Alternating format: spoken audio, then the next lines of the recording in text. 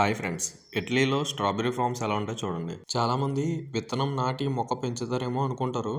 కానీ అలా కాదు. చిన్న చిన్న ట్రేస్‌లో మొక్కలొస్తాయి. అవి డైరెక్ట్‌గా నాటుతాం అనమాట. ఈ వీడియో ఆల్రెడీ ఫ్లవర్స్ వచ్చాక తీశాను. ఫ్లవర్ వచ్చిన 3 వీక్స్‌కి ఫ్రూట్ తయారైపోతది.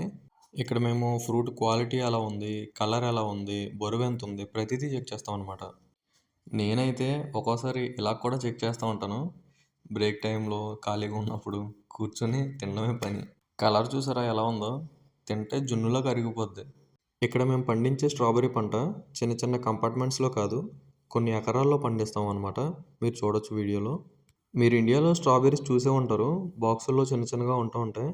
ఒకసారి ఇక్కడ సైజ్ చెక్ చేయండి ఎలా ఉన్నాయో. స్ట్రాబెర్రీస్‌లో సైజెస్ వచ్చి 6 రకాలుంటాయి. నాకు దొరికిన మటికి నేను ఫోటోస్ తీశాను. స్ట్రాబెర్రీ ఫ్లవర్ కూడా ఇంకోసారి చూపిస్తాను. క్లారిటీగా చూడండి ఎంత బాగుందో.